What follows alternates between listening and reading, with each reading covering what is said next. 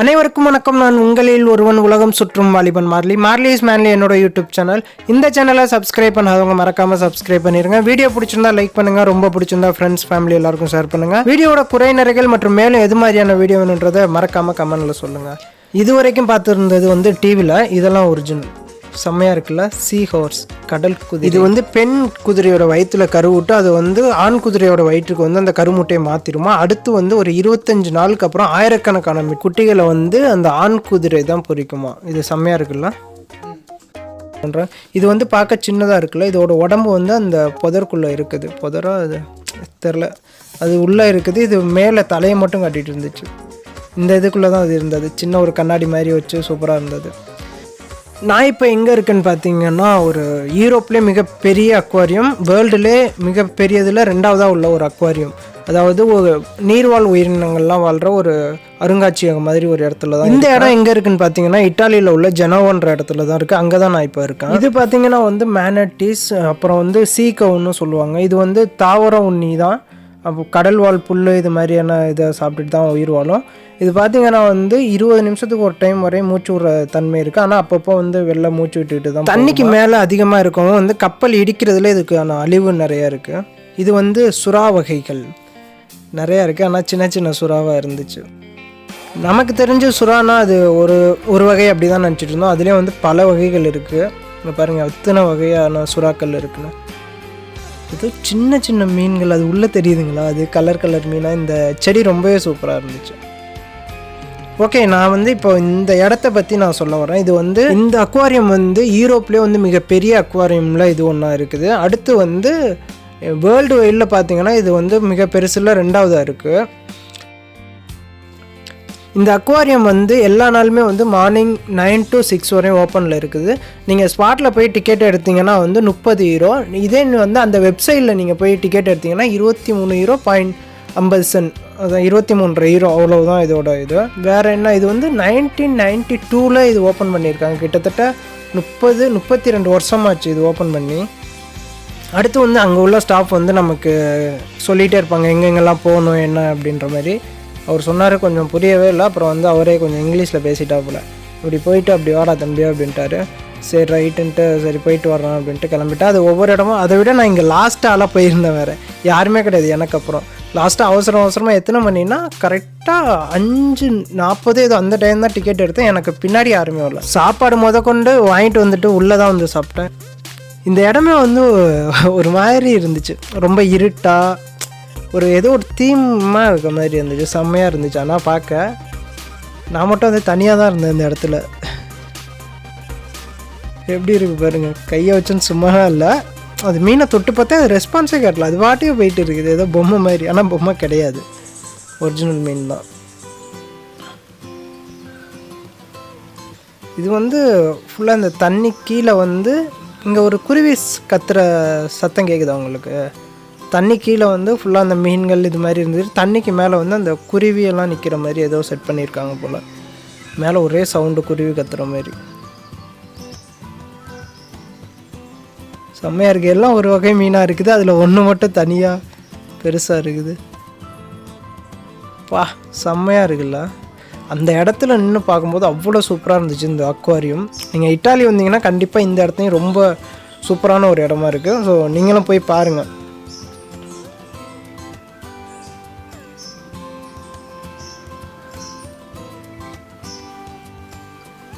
இதுதான் அது மேலே சொன்னேன்ல குருவியாக இருக்குன்னு சொல்லிட்டு. மேலே அந்த செடிகள் இதெல்லாம் இருக்குல்ல, அங்கே அந்த குருவி இந்த சைடில் இது மாதிரியான இதெல்லாம் உட்காந்துருந்துச்சு. ஆனால் இது கேமராவில் சரியாக காட்ட முடியல இது எங்கே இருக்குது அப்படின்றது. மேலேருந்து பார்க்கும்போது செம்மையாக இருந்துச்சு வியூ. ஆனால் மேலேருந்து மீன் எதுவும் பெருசாக தெரியல. அடுத்து ரொம்ப முக்கியமான ஒரு ஏரியா அண்ட் ரொம்ப டேஞ்சரான ஒரு இடமும் கூட. அப்படி என்னான்னு பார்க்குறீங்களா, வெயிட் அண்ட் வாட்ச். இதோ வந்துட்டான் நம்மால் ஸ்னேக் பாபு.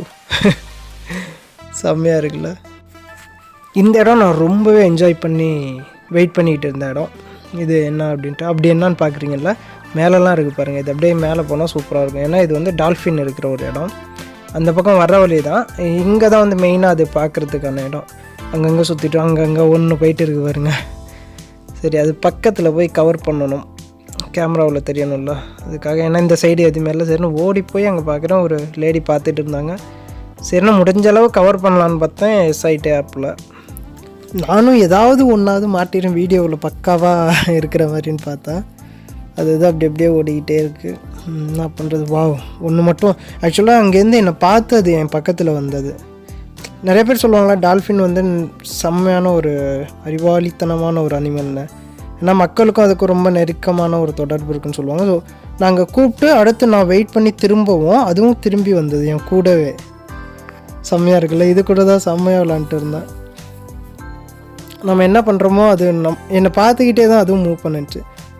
சரி வெயிட் பண்ணி அடுத்த இன்னொரு வீடியோ எடுக்கலான்னு பார்த்தா அதுக்குள்ளே எஸ்ஐட்டாப்பில் அப்படி சுற்றி அடுத்து 2 பேர் வந்துட்டாங்க. அதை வந்து நான் வந்து ஃபோன் கேமராவிலையும் எடுக்கலான்னு பார்த்தேன். அதுக்கு பக்கத்தில் உள்ளவங்க ஒருத்தவங்க அவங்களே கூப்பிட்டாங்க. சரி ரொம்ப பையன் போராடிக்கிட்டு இருக்கான், நம்ம ஹெல்ப் பண்ணுவோங்கன்னு.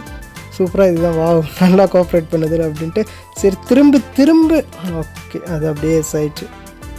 நமக்கு அது என்டர்டெயின்மெண்ட்டாக இருக்குன்னு பார்த்தா அதுக்கு தான் நான் என்டர்டெயின்மெண்ட் நினைக்கிறேன். சரின்னு இன்னொரு இது வந்துச்சு, அதையும் கொஞ்சம் கண்ட்ரோல் பண்ணலான்னு பார்த்தேன். ஓகே வா ஸ்டாப். இப்போது அவங்க எடுத்த வீடியோ பார்க்க நீங்கள் ஆர்வமாக இருப்பீங்கன்னு தெரியும். இதோ உங்களுக்காக இப்படி தான் இருந்துச்சு. கேமராவை கொடுத்துட்டு அப்படியே ஓடி வந்தேன். நான் ஆக்சுவலாக வந்து டால்ஃபினுக்கும் மனிதருக்கும் செம்ம ஒற்றுமை இருக்குன்னு சொன்னல. ஒற்றுமையை விட அந்த ஒரு அண்டர்ஸ்டாண்டிங் நல்லா இருக்கணும்ல. இதை விட செம்ம மேட்ரு என்னன்னு பார்த்தீங்கன்னா, நிறைய பேருக்கு தெரியுமா என்னன்னு தெரில, வந்து இந்த வேர்ல்டுலேயே வந்து எல்லா உயிரினமும் வந்து இனப்பெருக்கத்துக்காக மட்டுமே தான் செக்ஸ் வச்சுக்குவோம். மனுஷனும் டால்ஃபின் மட்டும்தான் அந்த ஹாப்பினஸ் ஒரு என்ஜாய்மெண்ட்டாக செக்ஸை வச்சுக்கிறது இனப்பெருக்கத்தை தாண்டியும். இந்த விஷயம் டால்ஃபினை பற்றி நிறைய பேருக்கு தெரியாதுன்னு நினைக்கிறேன். ஸோ தெரிஞ்சுக்கோங்க, அப்படி ஒரு ஒற்றுமை இருக்குது மனிதனுக்கும் டால்ஃபினுக்கும். ரொம்ப நேரம் இங்கே என்ஜாய் பண்ணிட்டு இருந்தோம். அவங்களுக்கும் கடைசியாக ஒரு நன்றியை சொல்லிவிட்டு இந்த டால்ஃபினை பார்த்து நான் கூப்பிட்டேன். ஆக்சுவலாக அங்கே இருந்துட்டு அது நான் கூப்பிட்டோம் அப்படியே பக்கத்தில் வந்துட்டு போணுச்சு. அழகாக இருந்தது. எப்படி இருக்குது பாருங்கப்பா, உண்மையாலுமே நல்ல அறிவு தான். அடுத்து நம்ம ஓனான், இதெல்லாம் வந்து ஒரு காலத்தில் கல்லெடுத்து அடித்து காலி பண்ணியிருக்கோம். இப்போது பார்த்தீங்கன்னா கூண்டுக்குள்ளே இருக்காப்புல. கொஞ்சம் கூட அசரவே இல்லை, அப்படியே இருக்குது ரெண்டுமே. இந்த இடமும் காடு மாதிரி அப்படியே செட் பண்ணி, இது எவ்வளோ பெருசாக இருக்குது பாருங்கள். கொஞ்சம் கூட அசரலை. இது கூட கொஞ்சம் ஆடுச்சுன்னு நினைக்கிறேன் இப்போ லைட்டாக. இந்த இடம் சூப்பராக இருக்குல்ல இது பார்க்க. ஒவ்வொரு இடமும் ஒவ்வொரு மாதிரி செஞ்சு வச்சுருக்கானுங்க. இது பாருங்க, எனக்கு என்னான்னு படுத்திருக்கு. ஒன்று உள்ளே ஓடிடுச்சு. இந்த இடத்துல பார்த்தீங்கன்னா நிறைய புது வகையாக பல மீன்கள் இருந்துச்சு. எதுவுமே வந்து யூஸ்வலாக பார்த்ததே இல்லை. அப்படி இருந்துச்சு. எல்லாம் பெருசாக எப்படி இருக்குது பாருங்க. சின்ன கருப்பாக இருக்குது மீன். நான் வந்து அந்த சூட்கேஸ் பக்கத்தில் ஒரு மீன் உள்ளேருந்து வருது பார்த்தீங்களா, பயந்துட்டேன் ஆக்சுவலாக. இன்னொரு பெட்டிக்குள்ளேருந்து வருது அப்படின்ற மாதிரி. சிவப்பு கலராக வந்த மாதிரி இருந்துச்சு. இங்கே வந்து நிறையா அவேர்னஸ் க்ரியேட் பண்ணுற மாதிரி அட்வர்டைஸ்மெண்ட் இருந்துச்சு. என்ன சொல்கிறாங்க, வளத்தை கெடுக்காதீங்க, அந்தந்த எல்லா உயிருக்கும் எல்லாம் கொடுங்கன்ற மாதிரி. இது பார்த்தீங்களா, கடல் உள்ள வந்து நம்ம போகிற வேஸ்ட்டெல்லாம் வந்து எப்படி இருக்கும், அது வந்து அங்கே வாழ்கிற உயிரினத்துக்கு எவ்வளோக்கு பாதுகாப்பு இல்லாமல் இருக்கும், அது எவ்வளோ டிஸ்டர்பன்ஸாக இருக்குன்னு தான் காட்டுறாங்க. எல்லாம் பிளாஸ்டிக், அது மாஸ்க்கு அது கூட உள்ளே தான் கிடக்குது. இது மாதிரி நிறைய விஷயங்கள். அதான் ரொம்பவே அந்த இடமே பார்த்தீங்களா நல்லா இருக்க ஒரு இடத்த எவ்வளோ கேவலமாக வச்சுருக்கு. எல்லாத்துக்கும் காரணம் நம்ம தான். ஓகே, நாங்கள் பார்த்ததுலேயே இந்த ஏரியா வந்து ஒரு மாதிரி வியப்பு கொடுக்குற மாதிரி இருந்துச்சு. ஏன்னா அப்படியாப்பட்ட ஒரு இடம் எப்படி இருக்குது பார்த்தீங்களா. ஃபுல்லாகவே இந்த ஏரியா ஃபுல்லாகவே வந்து ஜெல்லி ஃபிஷ் அந்த ஏரியா. இது ஒவ்வொன்றுமே அப்படின்ற மாதிரி இது தண்ணியில் உயிரோடு இருக்கா இல்லை எதுவும் மிதக்குதா அப்படின்ற மாதிரி தான் இருந்துச்சு. ஏன்னா எதுவுமே இல்லாமல் ஒரு கை கால் தெரில, ஒரு மூமெண்ட் எதுவுமே இல்லாமல் அப்படியே மிதக்கிற மாதிரியே தான் இருக்குதுங்க. எப்படி இருக்குது பாருங்கள். இதோ பாருங்கள், ஏதோ ரெக்க மாதிரி இருக்குது பார்க்க. ரொம்ப சூப்பராக இருந்துச்சு இந்த இடம். லைட்டிங்லாம் வச்சு இது ஒரு மாதிரி கடைசி இடம் தான் இது. சுற்றி பார்த்துட்டு லாஸ்ட்டாக வர்ற இடம் அவ்வளோ அழகாக இருந்தது. இந்த இடம் வந்து அக்வாரியமே வந்து பார்த்திங்கன்னா ஓகே சூப்பராகவே இருந்துச்சு. ஆனால் அந்த 30 யூரோ ஒரு 3000 ரூபா அந்த அளவுக்கு ஒர்த்து இல்லைன்னு தோணுச்சு. ஆனால் ஓகே அவ்வளோதான். அந்த காசுக்கு இது ரொம்பவே சூப்பராக இருந்துச்சு. ஆனால் எல்லாமே ரொம்ப புதுசாகவும் இருந்தது. ஒரு நல்ல ஒரு எக்ஸ்பீரியன்ஸ் தான். யூரோப்லேயே ரொம்ப பெருசுன்றாங்களா, ஒன்று பார்த்தாச்சு. லாஸ்ட்டாக ஒரு மாதிரி நம்ம மைண்ட்லாம் பயங்கர ஜாலியாக இருக்கணும்னு இது லாஸ்ட்டாக வச்சுருக்காங்களா என்னன்னு தெரியல. ஒரு ஆச்சரியம் மூட்டக்கூடிய ஒரு இது மாதிரி இருக்குல்ல. நம்ம வீடியோவில் பார்த்தது எல்லாத்தையும் பக்கத்தில் எப்படி பார்க்குறோன்னா எப்படி இருக்கும் அது மாதிரி தான் இருந்துச்சு. பாருங்கள். இதை வந்து நீங்களே வீடியோவில் தான் பார்க்குறீங்க. அது கண் முன்னாடி இப்படி இருந்ததை நான் பார்த்துருக்கேன் அப்படின்னா எப்படி இருக்கும்.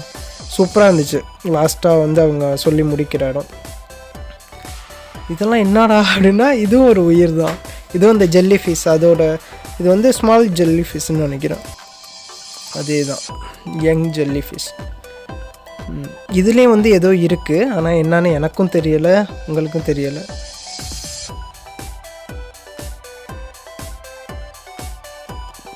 இதை பார்க்க ஏதோ வாஷிங் மிஷின் உள்ள தூசியாக கிடக்கிற மாதிரி இருக்குல்ல தண்ணிக்குள்ளே. இது ஒவ்வொன்றுமே ஒவ்வொரு உயிர். இது தூசி மிதக்குதுன்னு நினைக்கிறோம், ஆனால் இது எல்லாமே ஒரு உயிர் தான். எப்படி இருக்குது பாருங்கள். இதுவும் வந்து அந்த ஜெல்லி ஃபிஷ் அந்த வகை தானா. வா எஃபீரா. ஓகே, நீங்கள் எல்லோரும் இந்த வீடியோ பார்த்து கண்டிப்பாக என்ஜாய் பண்ணியிருப்பீங்கன்னு நம்புகிறேன். நம்ம இப்போ இந்த வீடியோவோட எண்டுக்கு வந்தாச்சு. ஸோ இதுதான் கடைசியாக நம்ம பார்க்க போகிற அந்த மீன் வளங்கள். இதுவும் சூப்பராகவே தான் இருந்துச்சு. சரி, இங்கேருந்து முடிச்சுட்டு அங்கேருந்து அடுத்து கிளம்பிட்டேன். ஆக்சுவலாக ஜெனோவோட லாஸ்ட் இடமும் இது தான். இதுக்கப்புறம் சுற்றி பார்க்கல. நான் உள்ளே வந்தது 6 மணி. ஸோ இருட்டிடுச்சு. ஸோ நீங்களும் தொடர்ந்து வீடியோ பாருங்கள். மேலும் எப்படி வேணும் என்னன்றதை சொல்லிடுங்க. பாய் பாய் பாய் பாய்.